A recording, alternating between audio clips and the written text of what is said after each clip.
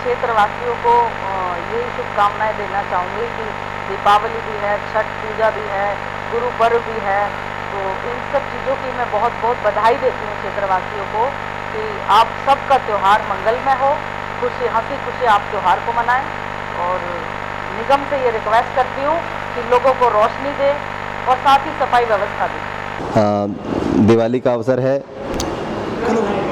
इस पे मैं पूरे क्षेत्रवासियों को, देशवासियों को दीपावली की बहुत बहुत शुभकामनाएं देता हूं। आप सभी के घरों में अमन और शांति हो, प्यार और सौहार्द का माहौल पूरे देश के अंदर हो, ऐसी मेरी शुभकामना है।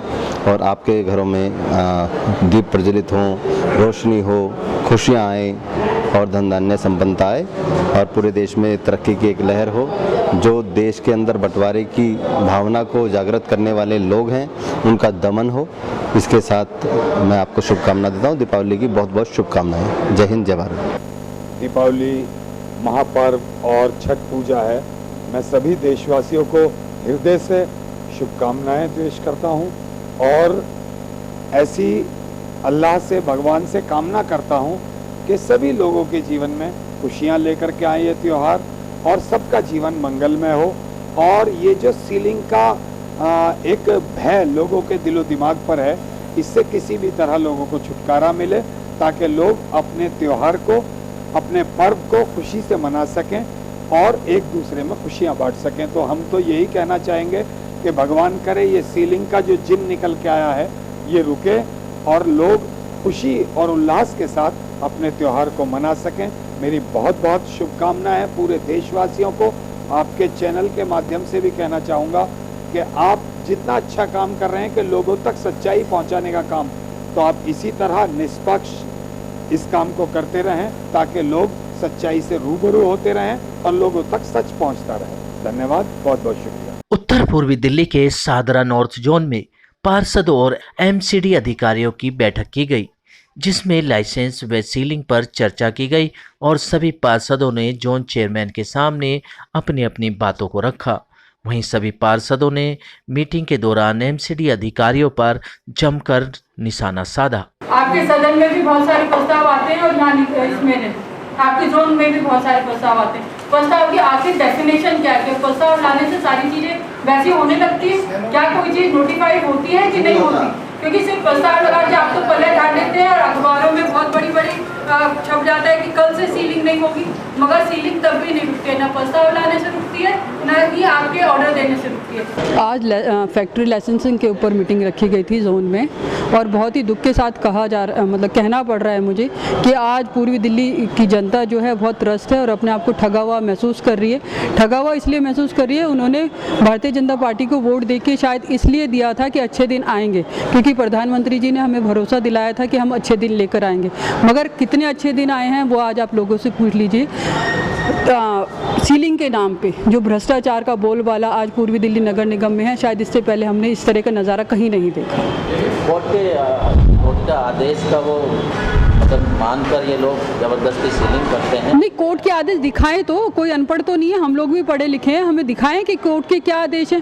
कोर्ट भी आदेश करता है तो सारी चीज़ें लिखता है ना, ऑर्डर निकलते हैं ना, वो दिखाएं। कोर्ट के ऑर्डर कभी नहीं दिखाते, कोई फाइल किसी को नहीं पढ़वाते हैं, बस जाते हैं अपनी दादागिरी करते हैं। अगर आप उनको पैसे दे देते हैं तो आपकी सीलिंग नहीं होती है, अगर पैसे नहीं देते हैं तो आपकी सीलिंग हो जाती है। वो बेचारे जिनके पास लाइसेंस है उन तक की भी सीलिंग है, मेरे पास प्रूफ है, जिनके पास लाइसेंस है उनकी भी इन लोगों ने सील करी है। इससे ज़्यादा और भ्रष्टाचार क्या होगा ये बताइए। समझाया नहीं जाए कि उनको समझाएं। आज की बैठक इसीलिए रखी गई है कि भाई उन्हें अच्छी तरह से समझाएं कि लाइसेंस बनवाएं और बनवाने से उनको क्या बेनिफिट्स मिलेंगे और निगम को क्या बेनिफिट मिलेगा, इसके बारे में तो वो कुछ बताते नहीं है। उन्हें इतना घबरा जाते हैं कि उन्हें निकाल करके वो पैसे दे देते हैं और पैसे से उनकी जेब ठंडी हो जाती है ना, हरी हो जाती है। तो जब उनकी जेब हरी हो जाती है तो सारे कानून खत्म हो जाते हैं। जब उनकी जेब गर्म हो जाती है तो उनके सारे कानून विषय पर रहे, हम मुद्दे पे बताएं। तो मैं बस विषय पे ही हूँ कि जब उनकी जेब गर्म हो जाती है तो फिर वो सारे कानून उनको समझाना बंद कर देती है। तो ये होना नहीं चाहिए। मैं चाहती हूँ कि उन पर सख्त से सख्त कार्रवाई करी जाए और नहीं तो मैं इनके खिलाफ जो है धरने पर बैठने वाली हूँ। और लाइसेंस को सरल बनाने के लिए अधिकारियों को अवगत भी कराया। वहीं सीलिंग के मुद्दे को लेकर भी पार्षदों में खासी नाराजगी एमसीडी अधिकारियों के प्रति दिखाई दी। पार्षदों का कहना था कि एमसीडी अधिकारी बिना नोटिस भी दिए छोटे व्यापारियों की सीलिंग कर देते हैं, जिससे गरीब आदमी बेहद परेशान है और रोजी रोटी के लिए लाचार हो गया है। तो मैं इसलिए बताना चाहती हूँ, अभी भी हमारे वार्ड में सिलमपुर वार्ड मशहूर है। कैसे लोग हैं वहाँ, अनपढ़ लोग हैं, इसलिए उन्हें किसी चीज़ से डर नहीं लगता, समझाओ समझ में नहीं आती है। तो एक तो वहाँ पे जो लाइसेंस की बात है, उन लोगों को यही पता नहीं है कि लाइसेंस के लिए क्या क्या कागज़ चाहिए। तो ज़्यादा कागज़ों में अगर जाएंगे तो कोई लाइसेंस नहीं बनवा पाएगा, क्योंकि उन्हें पता ही नहीं है इतना। इसलिए थोड़ा लाइसेंस के जो कागज़ मांगते हैं उसमें भी थोड़ी जांच की जाए। जो ट्रेड लाइसेंस है, फैक्ट्री लाइसेंस है, उसको लेकर के मुद्दा था, लेकिन कुल मिला के गुमराह करने का काम किया जा रहा है। कोई प्रस्ताव पे कोई भी सख्त कार्रवाई नहीं होती। जो अधिकारी मोटा भ्रष्टाचार कर रहे हैं, सीलिंग के प्रेशर दे करके लोगों के ऊपर, आम दुकानदारों के ऊपर सीलिंग कर रहे हैं और उन पे कन्वर्जन और हाउस टैक्स का जो उनका नहीं बनता, जो मकान मालिकों का बनता है, वो भी उनसे उगाने का काम कर रहे हैं। और कई फैक्ट्रियों में फ्रंट पे ताला लगा करके पीछे से उनका काम चलवाया जा रहा है। ये काम जो है हमारे यहाँ डिपार्टमेंट के जो वो लेवल के अधिकारी हैं, उनकी देखरेख में ये सारी जालसाजी चल रही है। उन लोगों ने पैसे उगाने के लिए अपने नीचे के लेवल के अधिकारी जो हैं उनको लगाया हुआ है, उनके माध्यम से पैसे लेकर के और उनकी फैक्ट्री को चलाया जा रहा है। वहीं पार्षदों का आरोप था कि खुद बीजेपी के पार्षद भी सत्ता में रहते हुए सीलिंग से परेशान हैं। एमसीडी अधिकारियों के खिलाफ कार्रवाई करने की बात भी कह रहे हैं कि किसी के भी तुम कारोबार पर इस तरह अत्याचार कर रहे हो, एकदम सील कर रहे हो, छोटे मोटे लघु उद्योग लोग यहाँ चला रहे हैं और उसको भी आप बिना नोटिस दिए सील कर रहे हो। मैंने इसी बात पर आज कमेटी में बोला, आज जोन कमेटी की मीटिंग में मैंने यही कहा कि आप ठीक है, जो मॉनिटरिंग कमेटी ने दिशा निर्देश दिए हैं कि जिन लोगों को बवाना के अंदर फैक्ट्रियाँ अलॉट की गई थी, उन लोगों को आप यहाँ से हटाएं और बवाना भेजें।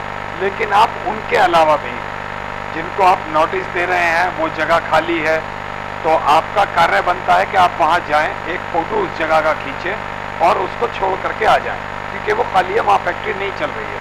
लेकिन बराबर में अगर कोई छोटा सा लघु उद्योग चला रहा है, आप बिना नोटिस दिए उसके घर जा करके उसको सील कर देते हैं, ये एकदम गलत है।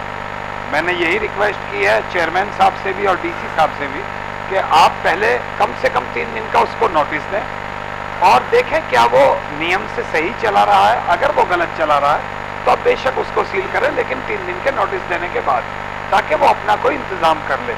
इस तरह हम लोगों के कारोबार पर हमला कर रहे हैं, छोटे छोटे लघु उद्योग चला रहे हैं। हम गए जाके अचानक हमने उसको सील कर दी। वो जो 4 परिवार कारीगर वहाँ काम कर रहे हैं, उनके परिवार भी दुखी हो गए और जिस आदमी का वो छोटा सा लघु उद्योग चल रहा, उसका परिवार भी दुखी हो गया। तो ये सब अनेसरी गलत है। हम लाइसेंस की प्रक्रिया में इसको सरल करें, लोगों को लाइसेंस लेने में आसानी करें। और मेरे साथी पार्षदों ने कहा था कि हमें इसको 5 किलोवाट से बढ़ाकर और 5 कर्मचारियों से, कारीगरों से बढ़ाकर 10 कारीगर और 11 किलोवाट करना चाहिए। सच्चाई यही है कि कोई शोरूम खोल लेता है तो 11 किलोवाट का कनेक्शन मिल जाता है। छोटे छोटे लघु उद्योग बहुत सारे ऐसे, हाथ की मशीन लगा रखी है, वो 8 किलोवाट से चलती है, 9 किलोवाट से चलती है।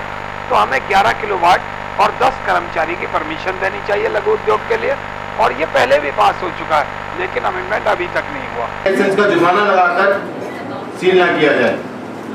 तथा पूर्वी दिल्ली नगर निगम की शादरा क्षेत्र की वार्ड कमेटी है संकल्प करती है कि स्थायी समिति से सिफारिश करती है कि शादरा उत्तरी क्षेत्र में किसी भी उद्योग को सील करने से पूर्व कम से कम 15 दिन का समय नोटिस में दिया जाए तथा जिस व्यक्ति के लाइसेंस के लिए आवेदन कर रखा है उसकी इकाई को तब तक सील ना किया जाए जब तक उसका आवेदन रद्द नहीं हो जाता। धन्यवाद। वहीं जोन चेयरमैन प्रमोद गुप्ता ने सभी पार्षदों को भरोसा दिलाया कि सीलिंग के मुद्दे पर डीसी को अवगत करा दिया गया है, जल्द ही समस्या का समाधान कर दिया जाएगा।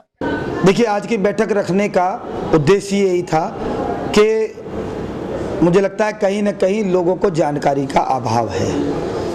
ये सीलिंग का जो मुद्दा है, इसके अंदर कहां पर कैसे बचा जा सकता है, कहां पर एक व्यापारी बंधु कानून के दायरे में रहकर अपनी हाउस होल्ड फैक्ट्री को चलाया जा सकता है। जो हाई पॉल्यूटेड इंडस्ट्री हैं, ये बैठक यहाँ के सभी पार्षद उसके पूरी तरह से विरोध में है। हर वो फैक्ट्री जिसको रेजिडेंट एरिया के अंदर नहीं होना चाहिए, जिससे समाज के लोगों को नुकसान पहुंचता है, वो निश्चित नहीं होनी चाहिए। मगर जो छोटे छोटे घरेलू उद्योग हैं, जो लोग हमारे इस समाज का अंग हैं, वह कानूनी रूप से किस प्रकार से, उनका दोष सिर्फ इतना है कि वो नॉन कन्फर्मिंग एरिया के अंदर जहाँ पर फैक्ट्री नहीं हो, रेजिडेंशियल एरिया में चला रहे हैं, तो उसके सुधार के लिए जो 5 आदमी और 5 किलोवाट तक के मीटर के दायरे के अंदर रहकर वो अपनी यूनिट को किस प्रकार से चला सकता है, उस पर यहाँ गंभीरता से चर्चा हुई है। उसके क्या क्या नॉर्म्स हैं, लगभग 112 के आसपास वो कैटेगरीज हैं जो उसके अंदर चलाई जा सकती हैं, और 50% एरिया में रहना और 50% एरिया के अंदर वो हाउस होल्ड फैक्ट्री चला सकता है। ऐसा आज यहाँ समझाया गया है, जिससे मुझे लगता है काफ़ी पार्षदों को इस विषय की जानकारी उतनी नहीं थी, जो जानकारी आज हम यहाँ से लेके गए हैं, और वह आगे समाज में लोगों को भिन्न भिन्न माध्यम से आगे तक पहुँचाएंगे। सिटी न्यूज़ दिल्ली संवाददाता रविंदर कुमार की रिपोर्ट।